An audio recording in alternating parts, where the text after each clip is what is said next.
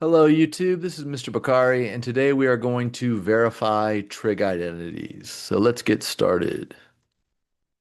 So up here in the top right hand corner in blue, I've got a trig equation, and what we want to show is that one side of the equation is equal to the other side.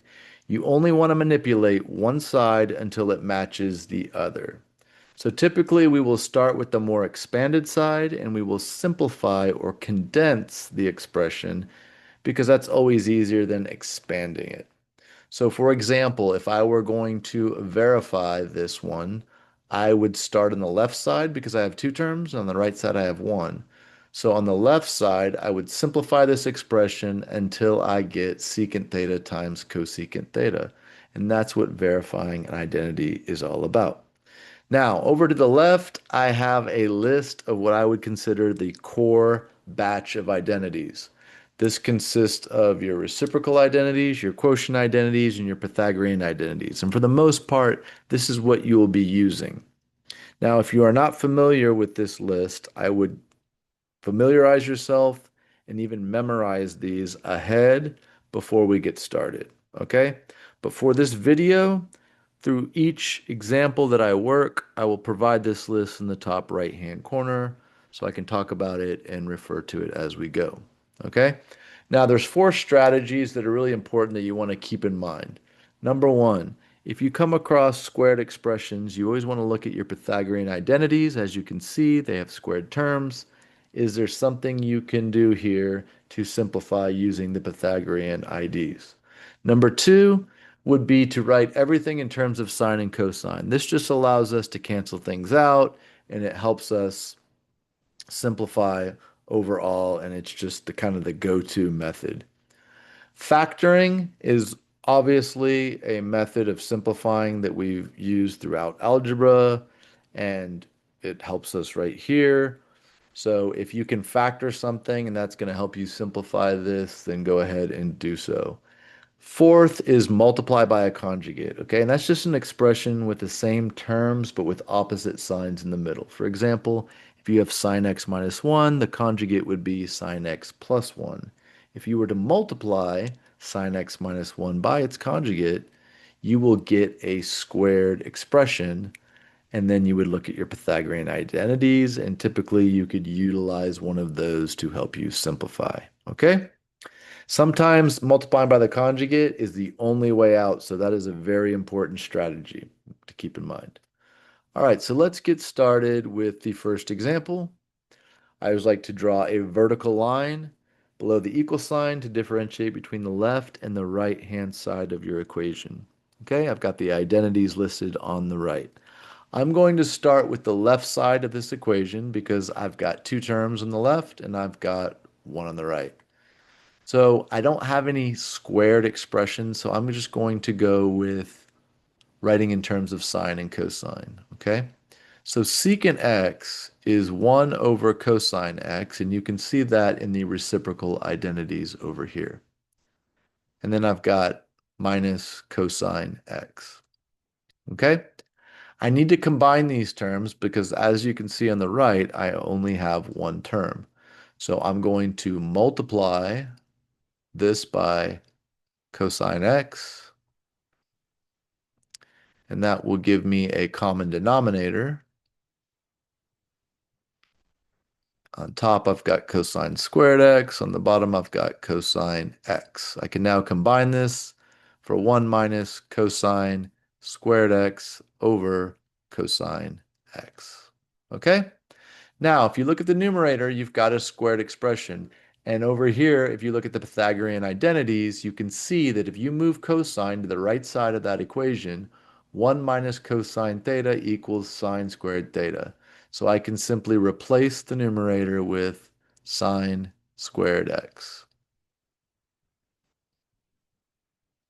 Okay?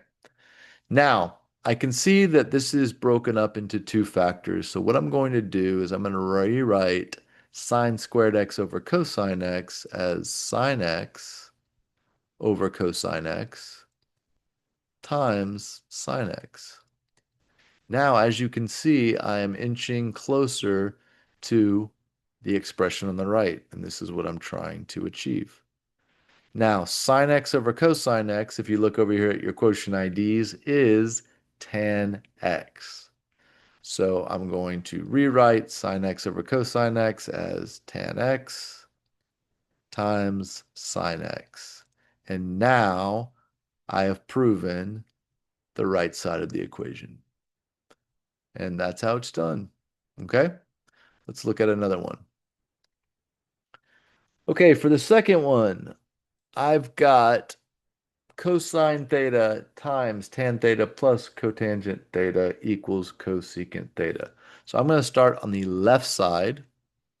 And again, I don't have any squared expressions, so I'm going to rewrite everything in terms of sine and cosine. Okay, tangent theta, quotient ID. All right, cotangent, use your quotient ID.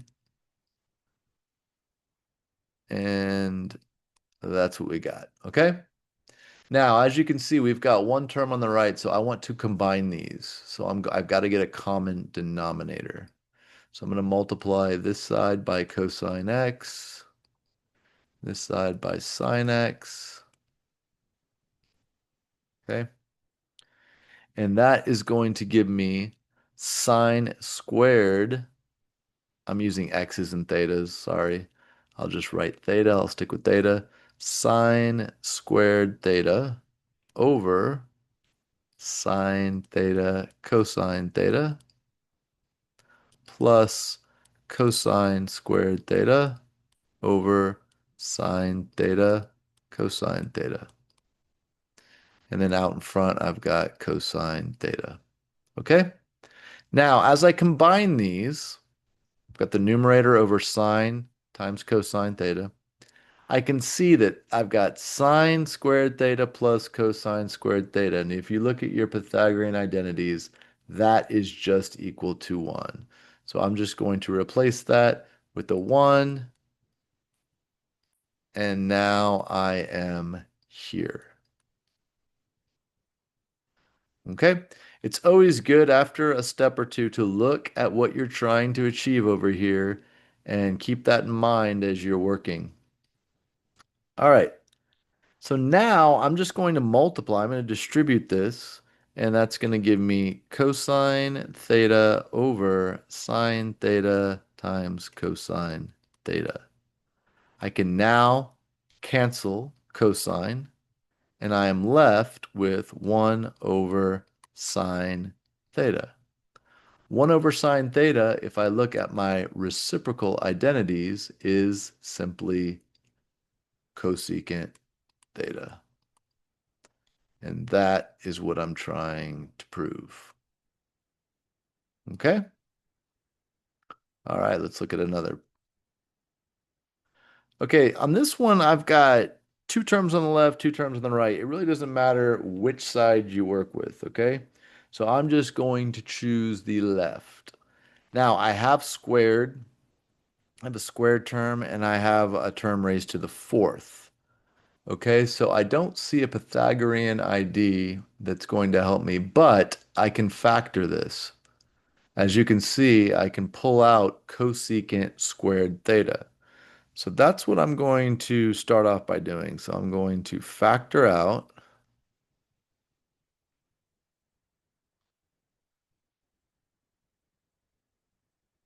and you always check your work. Go ahead and distribute that back. Make sure that looks good, which it does. Okay, now I've got two terms on the right, and I want to maintain that over here. So I'm going to take cosecant squared theta. And if I look at my Pythagorean IDs, I can write that as two terms. That is equal to 1 plus cotangent squared. So that will be 1 plus cotangent squared theta. Okay. And then I can write this as one term, which would be cotangent squared theta.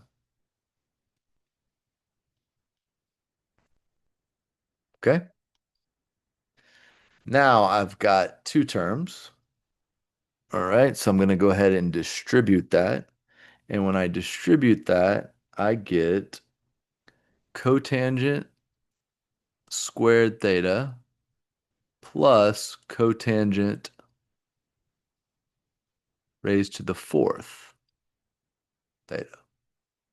And as you can see, this is the same as this. So I'm done. So sometimes it's easier than others. Sometimes it just takes a couple steps to get it done. And when you have proven it, you are complete. Okay? All right, let's look at another example. Go ahead and draw a vertical line here. Now, this one, I'm going to work on the left side of the equation. Okay? So what I want to do is I'm going to rewrite these in terms of sine and cosine. Okay? As you can see, that's kind of the go-to strategy. Cosecant theta with a reciprocal is 1 over sine theta. And cotangent theta is cosine theta over sine theta. Okay? Now I can combine these. 1 minus cosine theta over sine theta. Okay? All right. Now, it seems that I don't really have a move here. And when you get to this point where when it kind of locks up on you, that's where you need to pull out the secret weapon, which is to multiply by the conjugate. If you look at the numerator, and I pointed this out at the beginning when I talked about strategies, if you see something like 1 plus or minus cosine, 1 plus or minus sine, multiplying by the conjugate is a good idea. So that's what I'm going to do. I'm going to multiply by 1 plus cosine theta. Okay, and we will see how this helps us out. So I'm going to multiply the top, and that is 1 times 1. And that's going to give me negative cosine squared theta. You can kind of shortcut when you are multiplying conjugates because the middle terms are always going to cancel out. So what it ends up being is first times first and last times last. Okay? On the bottom, we've got sine theta times 1 plus cosine theta. Okay? All right, now up top, 1 minus cosine theta, I can replace that with the Pythagorean identity, sine squared theta. So now I have sine squared theta over sine theta times 1 plus cosine theta. And what that allows me to do is sine squared over sine, that cancels that, and I'm left with sine over 1 plus cosine theta. And that is where I'm at on the right side. So I've completed it. Okay. Now, there's multiple ways of doing these a lot of the times. Okay. And some are more efficient than others. Keep that in mind. Okay. If you do it a little bit differently than I do it, or you do it differently than one of your peers, as long as it makes sense and it follows the rules, then it's fine. Okay. All right, we're going to do one more example here. And for this last one, if you'd like to try it on your own, I would encourage you to pause the video, try it, come back, and we'll go over it. All right. I've got two terms on the left, one term on the right. I'm going to work on the left side of the equation. And again, I'm going to start by writing these in terms of sine and cosine. Okay, so by now, hopefully you are seeing and utilizing the identities, and you can kind of see it as you go. All right, so I got sine theta over cosine theta plus cosine theta over sine theta. All right, I got to multiply and get a common denominator. I need to combine these to get this one single term, okay? So I'm going to multiply this side by cosine theta and this side by sine theta. All right, go ahead and do that. And I'm going to get sine squared theta plus cosine squared theta all over cosine theta times sine theta. Okay? Now, if you look at the numerator, that is a Pythagorean identity, and that simply just equals 1. So I'm going to replace the numerator with a 1. All right, we're getting close. Take a look at what we're trying to get here, secant theta times cosecant theta. What I'm going to do is I'm going to break this into factors. 1 over cosine theta times sine theta is 1 over cosine theta times 1 over sine theta. Now those look like reciprocals. So using the reciprocal identities over here, I'm going to replace 1 over cosine theta with secant theta and 1 over sine theta with cosecant theta. And I have completed verifying this identity. And there you go. So hopefully this helps you get started and familiar with simplifying trig expressions and verifying identities. I will do a follow-up video with more examples because there's countless examples we can use different strategies for. So I will see you then. Until then, take care.